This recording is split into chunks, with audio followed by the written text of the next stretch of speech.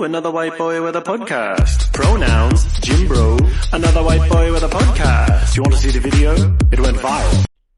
Hi Gains Gurus and welcome to TMGP, the Muscle Growth Podcast, episode 30. I am your host, Roscoe, and today we are welcoming Daniel Plotkin onto the show for part 1 of his 2-part series. Daniel Plotkin is making waves in the world of exercise science and muscle physiology. Currently pursuing his PhD at Auburn University, Daniel is not just a researcher. He's a passionate advocate for evidence-based fitness practices that can help individuals achieve their muscle growth goals. Daniel's journey into the realm of muscle physiology began with his own passion for fitness and strength training. Over the years, he has immersed himself in understanding the intricate mechanisms that drive muscle hypertrophy, the process of increasing muscle size. His commitment to unraveling the complexities of how our bodies respond to different types of training has positioned him as a thought leader in the field. One of Daniel's most notable contributions to the fitness community is his recent research comparing the effectiveness of squats versus hip thrusts for muscle growth.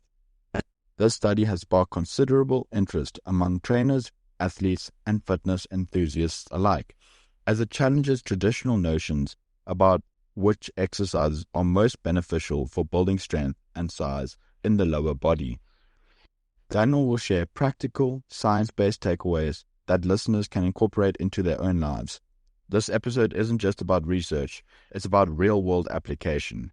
You'll find valuable insights to enhance your understanding of studies related to hypertrophy and the basics for getting jacked. The simple stuff. Beyond his research, Daniel is dedicated to advancing our understanding of muscle growth through education and outreach.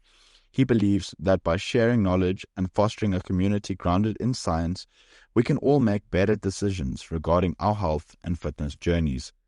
So, whether you're a gym goer looking to maximize your gains or a coach seeking evidence-based strategies for your clients, this episode promises to be both enlightening and engaging. Join us as we explore the fascinating world of muscle physiology with Daniel Plotkin.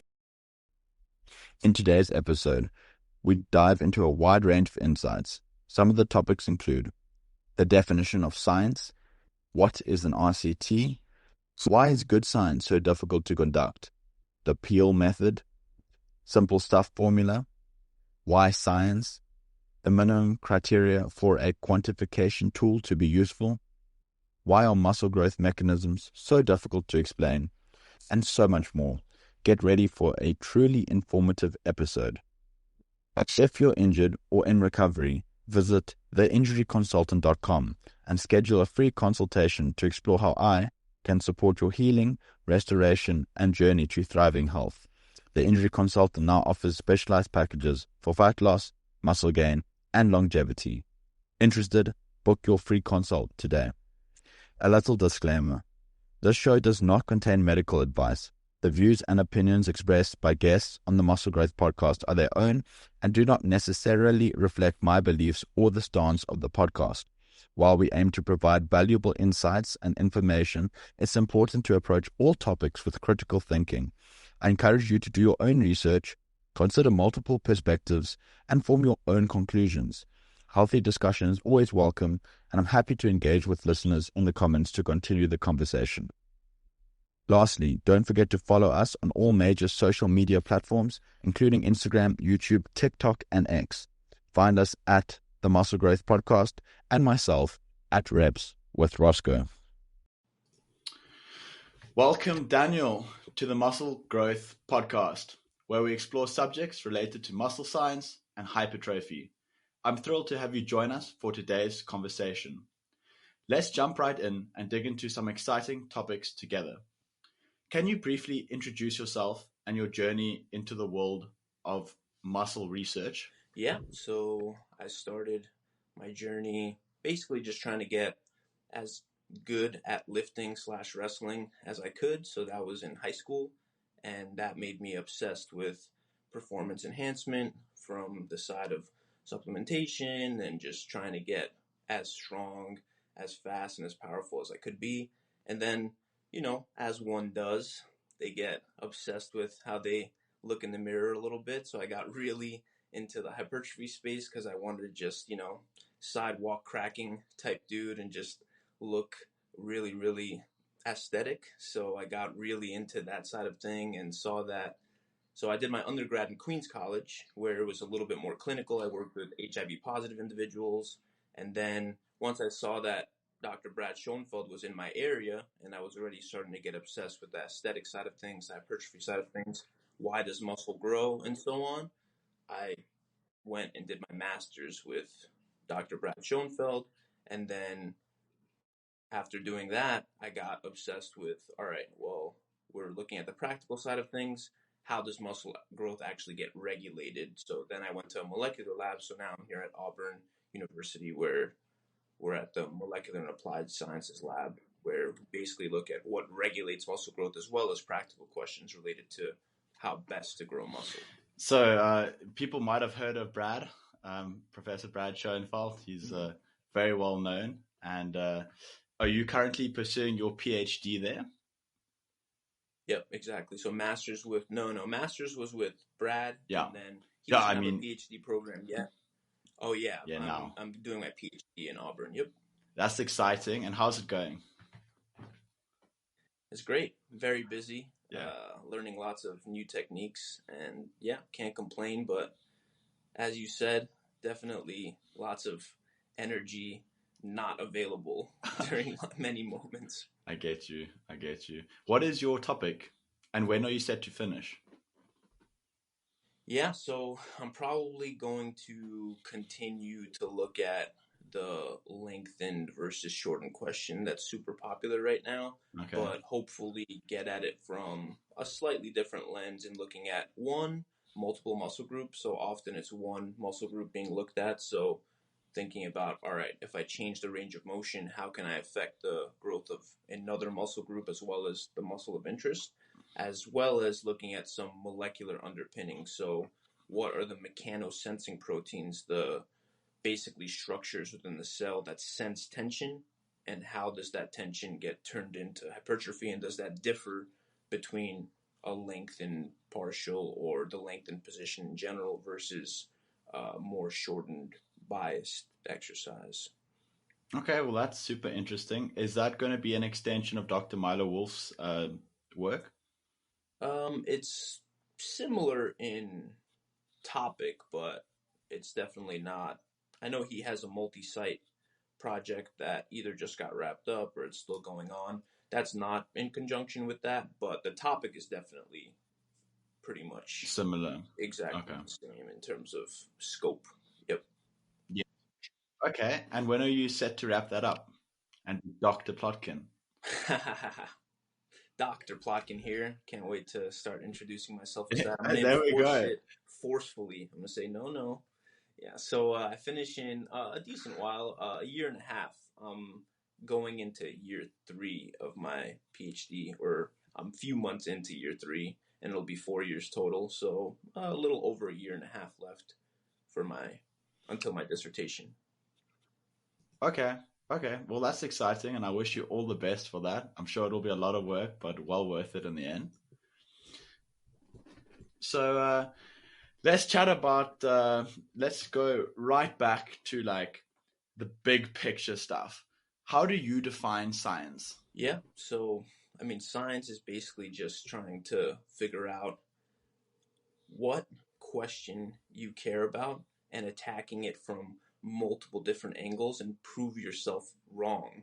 So not prove yourself right, but see, all right, this is my hypothesis, and then how can I test this hypothesis in the most controlled fashion, so controlling as many variables as possible and answering a very specific question, and then get at it from multiple different angles to try to show that the hypothesis is wrong.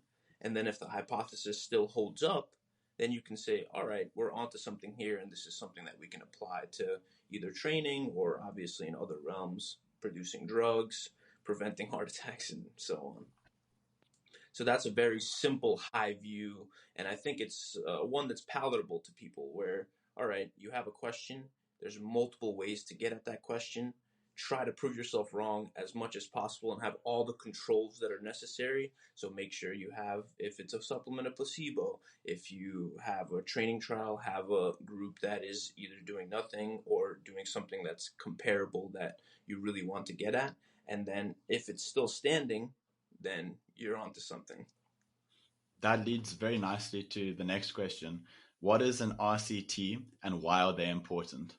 Yeah, so a randomized controlled trial is important for a bunch of reasons. One is that it's randomized. So the first part of a randomized controlled trial, you have a bunch of individuals that come in and are randomly allocated to two different groups.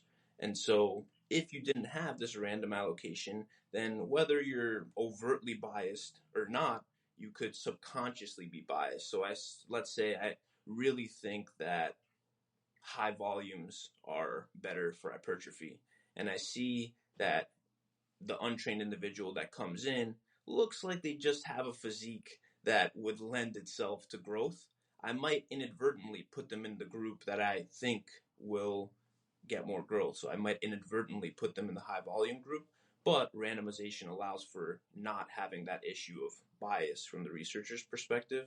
And then the controlled part means that we control as many variables as we can. So one group is doing one specific thing while not doing anything else.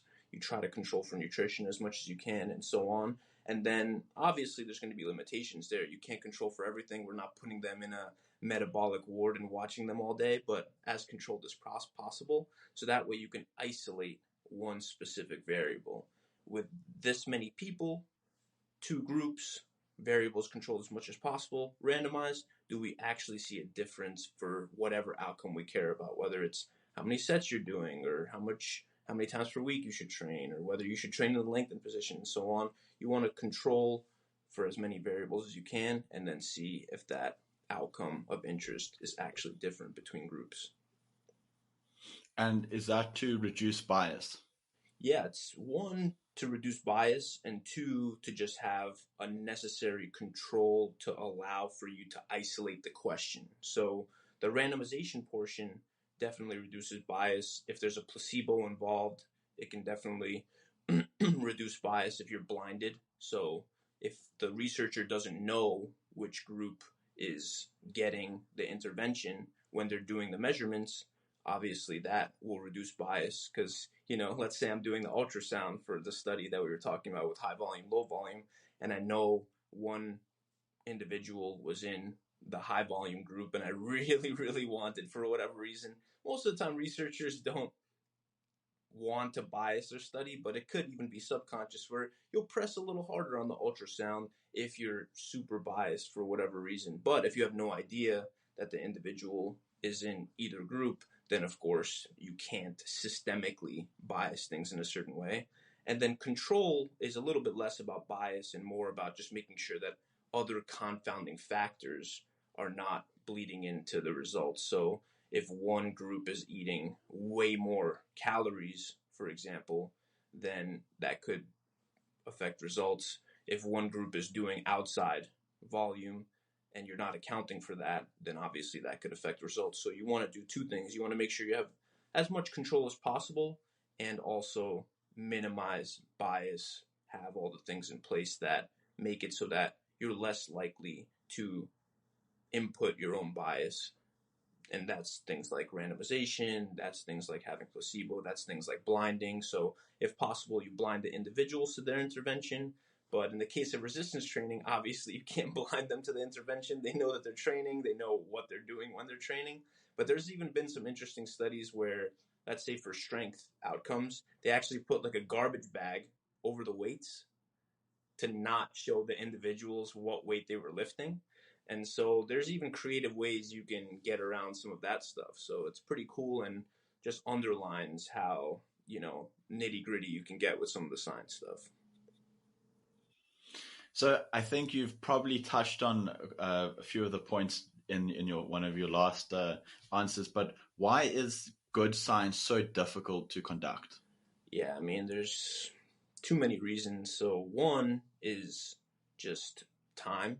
So there's participants that come in typically in a college setting, and you have really the semester. I mean, they're going to leave after the semester, or if they don't leave, you better pay them a whole lot not to leave for vacations and stuff like that. And then that touches upon the next part, which is if you really want to get people to do what you want, money. So money is a huge, huge factor, especially when you're studying stuff that can't make you money on the back end. So if you're studying a drug, you can put millions of dollars into conducting studies because you can make potentially billions on the back end. If I'm trying to study what's going on with, let's say, lengthen partials, or what's the least amount of volume you can do in order to get gains, unfortunately, big weights is not paying us. So there's nothing that they can sort of sell on the back end that my study would help them sell if we find a minimum effective volume. If anything, that might actually get in the way of them trying to, sell whatever product, if you're trying to figure out what can people least get away with, and questions that a lot of people care about, because most people probably just want to do the least, not the most, even though some of what we study is the exact opposite. But many of the questions definitely don't lend themselves to big payments from any companies that would have a vested interest. So time, huge one. Money, huge one. Control is a really big one. So if you want to have massive control, you have to get people to do exactly what you want them to do. And that's obviously really hard to do with humans. With rodents, you can do that really, really well. But with humans, what they go home and do, you could have individuals in one study. Let's say you had a study with 10 individuals, and for whatever reason, they see each other in the gym. They decide before the final testing, they want to go party, do cocaine, not eat anything, and then come back in and get tested for their muscle size. They decided to party. They lied. They said that they didn't actually do anything. They, whatever, had a normal day last night. And then you tested all of them. And the reason that the results happened was because these participants just happened to make friends with each other and do a whole bunch of crazy stuff. I'm not saying that happens often. It's just an extreme example of what could happen with human beings that, you don't have a magic wand over them. So lots of stuff can happen, which is why you want to look at the aggregate evidence, all the studies in an area. It could be one study was just an anomaly from a statistical standpoint. It could be it was an anomaly from, did the participants actually comply with your instructions when you were talking about body composition testing and so on. So lots of things to consider when it comes to actually executing and controlling for all those factors and raising money and so on. Absolutely. And I think you mentioned a major factor there. Adherence from the participants, I think, is obviously a major factor. And like you said, you can control for it a little bit, especially with incentives like money.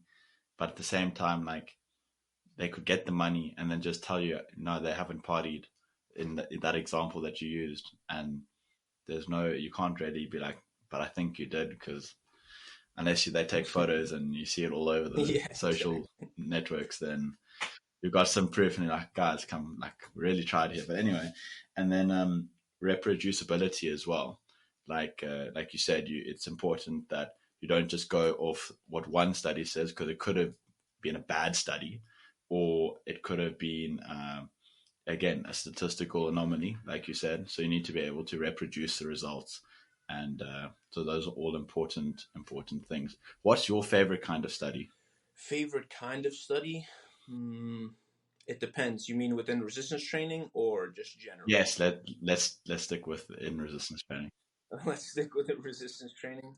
I think my favorite kind of study is really one that I think the field sometimes lends toward studies that would be ecologically valid, so stuff that people might do in the real world. But my favorite studies are generally ones that really try to isolate a question. So I've been looking at recent studies with like eccentric overload at different speeds. So they had an isokinetic dynamometer, and then they had one group do, let's say, 180 degrees, and another group do 60 degrees per second, and just look at the outcomes for leg extension And that's super, super, super isolated. So, they're not going to mess up the leg extension too much. That the actual speed is accounted for by the dynamometer. There's a lot of control, so you can actually get at pretty good outcomes there, and you could be more confident in those outcomes as opposed to a study that might be more ecologically valid, which is important, but obviously there's always going to be limitations in terms of execution and just being able to isolate the question as much as possible. And how can we integrate the decisions into an applied science or application? You mentioned earlier about practical things that you're looking at for your particular field of research. How can we use these studies more practically?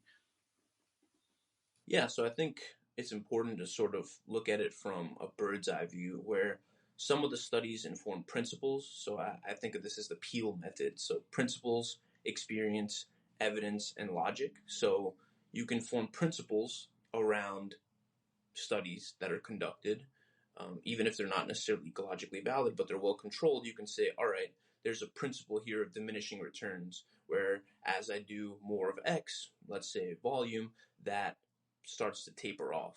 And then you can say, okay, so in this case, we're having a principle that we can probably apply to a bunch of areas, and one that we start to see a dose response in the studies, but we don't have to do exactly what's in those studies. We just take that principle and apply it to our own training based on our own recovery, based on our clients' recovery, and so on, without necessarily taking those numbers as gold. You just take what makes sense and use those numbers as a good starting point, and use that principle to overlay how you're going to go and apply that to an individual or to yourself. And after that, obviously, the experience component, you try things out, you see if they work in the real world past an 8 to 12 week time window, and see where the pitfalls are. Are people's joints more achy? Did one person's sleep really get affected by doing either a high intensity or a high volume? Did really short rest periods in one individual not create a drop off in reps, but another individual, they just completely end up from 10 to 4 or something along those lines? You want to always look at the person in front of you, the principles that come from both studies and even honestly experience, and then just logically apply things. So as you work with an individual, you can even go against the grain, but you want to have a very good reason why you're going against the grain, because you saw X, Y, or Z that wasn't necessarily comporting with what the average individual experiences in a study. So make sure that you're principled in the decisions. Make sure that the starting point is at least one that comports with the available evidence. And then don't be afraid to course correct and do what's maybe the opposite of what people would expect if you're seeing something that's not necessarily trending with the group averages that you see in studies and so on. Absolutely. And I think that's important, that individualization aspect, where if something might work for a group of people, that's great for that group, but it doesn't necessarily mean it's going to work for you. It might, and it probably will, but you might be the anomaly in that instance. And that's where your principle of logic comes in. And if you see logically it's not working for you, then you can adapt a different heuristic, or like you said, do the opposite of what is maybe recommended. Yeah, in that case, logic would literally be doing the opposite. So you try something out that makes sense, and then it would be illogical to continue to do that thing that's not working. So you logically pull yourself in a different direction in order to actually, see the outcome of interest. Absolutely. So you have a beautiful formula for the simple stuff. Do you mind telling us what that formula is? The formula? The formula. Simple stuff? Hard work and consistency. Yes, exactly. I mean, honestly, that's probably all of it, right? Exactly. No, I love that formula. So do you mind just explaining, especially with regard to growing muscle, why hard work is important and why consistency is important, and why those are two methods or thought processes that are super important for long-term muscle gain? Yeah, I mean, those are really the main two components The basics. that if you're not, so if you look across individuals, if they're not applying those two, in almost all cases, they're not going to end up in a place where they want to be. All of the other stuff that comes up on top can be an unlock in certain individuals, maybe, and in certain contexts. And I consider them tools in the toolbox. So manipulating any of those training variables. But when it comes down to it, if you don't have the consistency component and if you're not working reasonably hard, you're just not going to get the gains that you want. So if somebody were to come to me and say, I'm trying to hack this thing, I'm trying to hack muscle growth, then I would say, sure, there's things that you can do that allow you to do the minimum to get a good amount of gains. But even within that realm, you're going to have to consistently show up and you're going to have to work hard. Like, there's no way of getting around that. Even if you're trying to do the least to get the most, the bottom rung is always going to be consistently show up, even if it's not necessarily super often, but it needs to be consistent. So let's say it's even one time per week. You need to make sure that you make it there one time per week, or you're, no matter what you do science wise, hack wise, it's just not going to happen. And the same thing goes for working. When you're in there for that one session, you better be working pretty hard, or nothing that you do will actually come and turn into gains. So those are the foundation that will be the weave across all of the other components. And honestly, if I was just telling an individual, one piece of advice is just work hard, show up, try things out, and you'll probably be fine. Obviously, you can overlay things and have expert help and get a better starting point when you follow the science. But if somebody just showed up consistently for 10 years and worked hard, they would probably look really good at the end of that 10 years, or probably honestly within the end of a couple of years. Absolutely. Well, I think you just ended the show there, because that's normally like the last question we do. So you're going to have to remember what you said there for any advice for like the general population. So we're going to have to circle back and we'll have to add on one or two little additions to that. So basically hard work and dedication and hard work, I think is, I think David Goggins said that. So you got to listen to him for some things, not too many. Why science? What can scientific thinking help with? Yeah, I think I think one of my passions is just to help people realize what we were talking about earlier, and that it's very easy to fool ourselves, like surprisingly easy. So realizing that having controls in place and having this scientific method is something that I got really, really passionate about when I first entered the space, where, wow, like, there's not a lot of things that we can know with a really good amount of certainty without having a scientific minded approach and controlling the variables, making sure we're not fooling ourselves, and so on. So one thing that I'm really passionate about is taking this hypertrophy thing, which, to many might be something that's like, oh, who cares about an extra inch on the bicep and so on, but using this popular science to sort of help people understand why science matters and why we can pretty easily convince ourselves of things and be really, really passionately wrong about things just because of our experience. But when you pan out and actually look at, more controlled trials and look at the combination of all of the things that make up the scientific method, including mechanisms and trials and so on, you can start getting at, all right, what are the causal links here, and how much do we know and how much don't we know? And the how much don't we know part is probably more important, because that's where we can play in terms of experimentation, but it's also what's important to realize when you see the latest influencer talking really, really confidently about something. Like, is this within the realm of where we don't know this thing, but people are really confidently saying things? And almost always that's the case, because what we already know without a shadow of a doubt, like we were talking about, consistency and hard work, you don't see a whole lot of people screaming about that. But within the realm of what we don't know, everyone has super strong opinions. And the louder you scream them, the more people are like, oh, this person must know what he's talking about.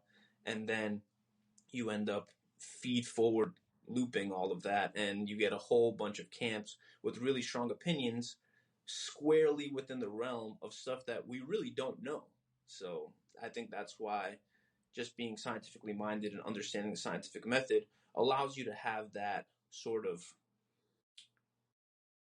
smell test for information that you take in, where you're like, all right, this is interesting.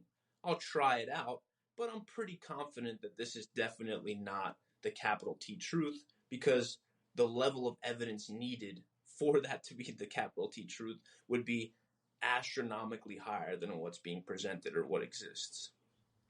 Absolutely. I think you make an excellent point. I think you need to sniff test a lot of influencers especially when they're so sure about things and they use words. Dr. Lane Norton often talks about when you listen to a researcher like yourself, you'll rarely say, this is definitely the best or this is definitely the worst. You will rarely ever say the word definitely, because very little is actually definite.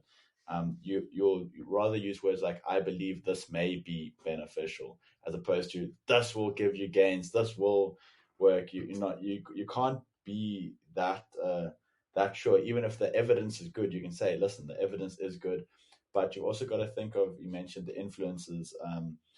Are they getting paid? Do they have incentive to say the things they do?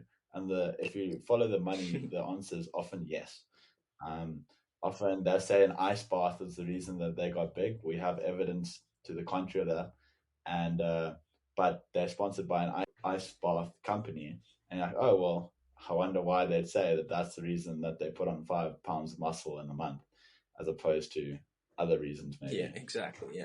Yeah, it's always entertaining when there's evidence to the contrary, and many times a decent amount of evidence to the contrary, and it still, gets widely accepted and regarded. But I would say the vast majority of products and things that are perpetuated are mostly within the realm of, we have very little to no evidence or very weak evidence, so they capitalize on the fact that, oh, we don't know, so it might work, but there's tons of things that might work that end up not working, so there's an issue there.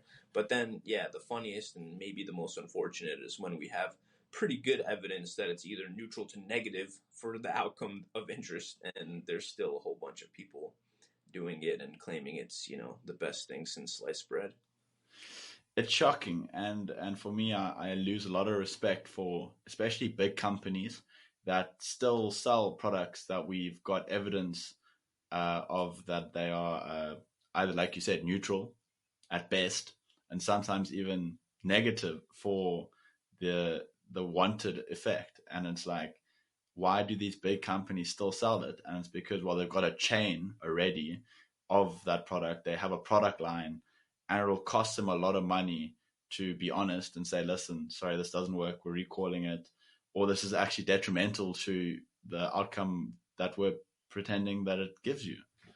But I don't like companies that are like that, and that's why I prefer the companies that will admit when they make a mistake and say, sorry, this product's actually not good for its intended use. But those companies are very few and far between, unfortunately. Yeah, for sure. I can only think of a few, and they're usually tied to some sort of, scientist who has four supplements total, Yeah. and they're the run of the mill, supplement. Yeah. It's like a creatine, a caffeine, and so on. Yeah.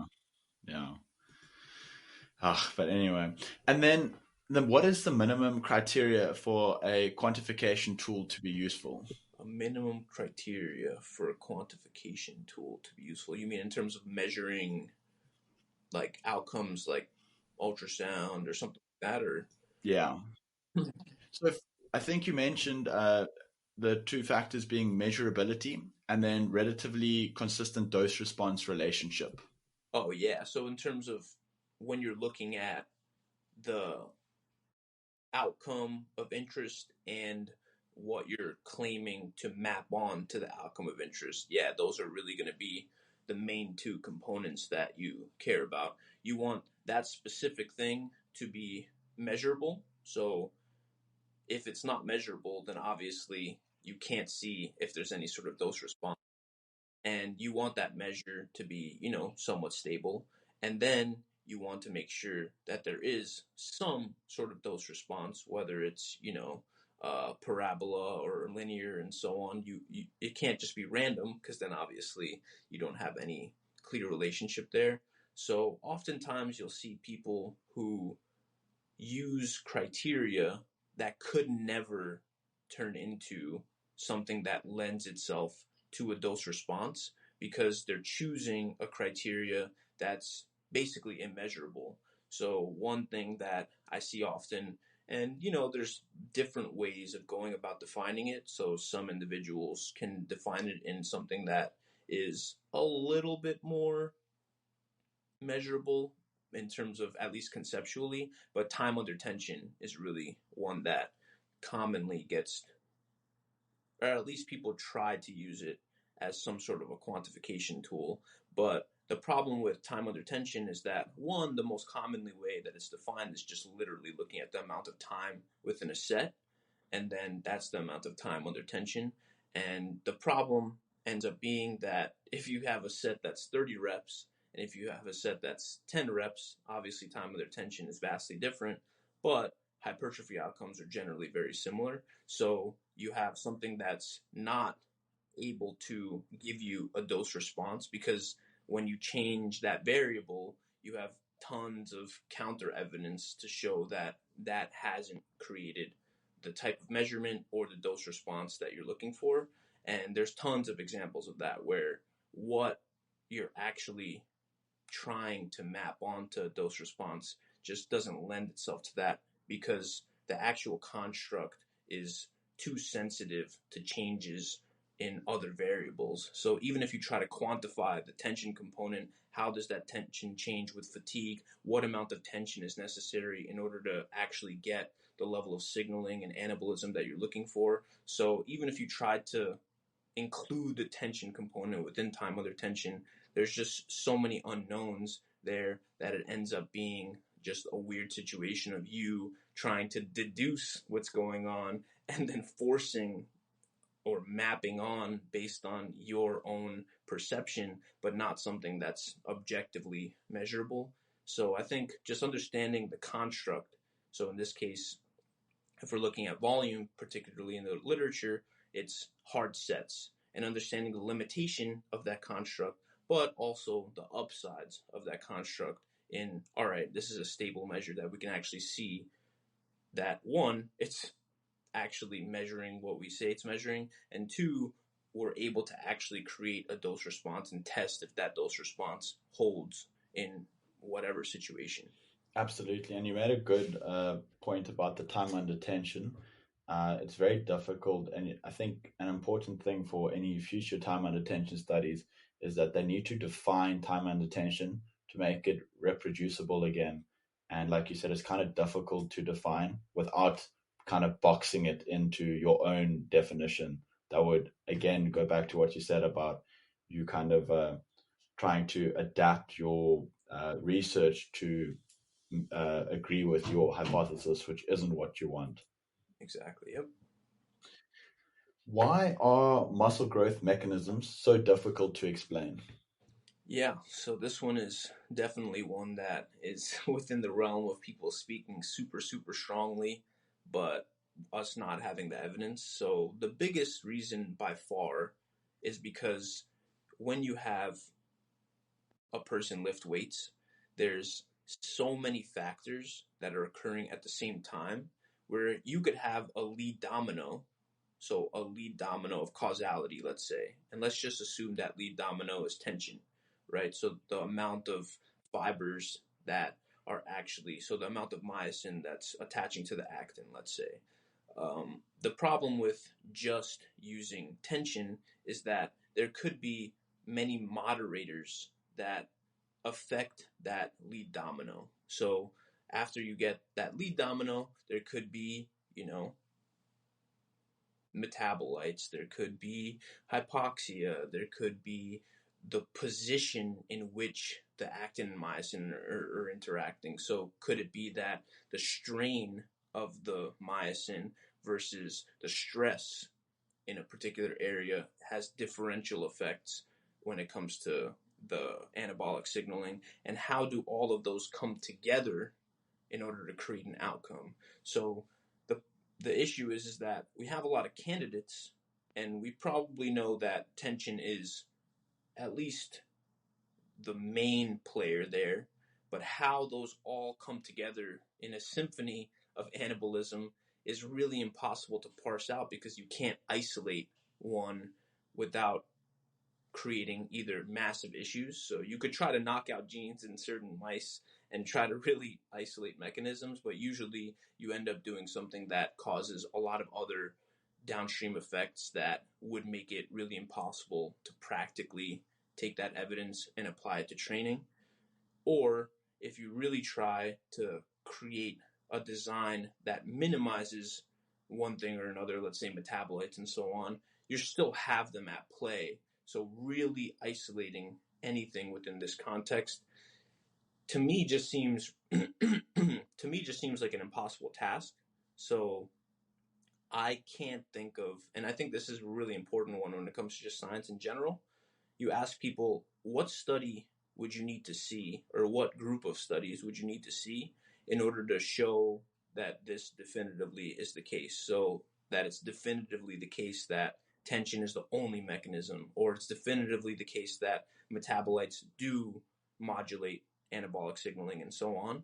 And many times they just don't really have a good answer, and sometimes for good reason, because there just isn't a study design that lends itself to isolating these things well.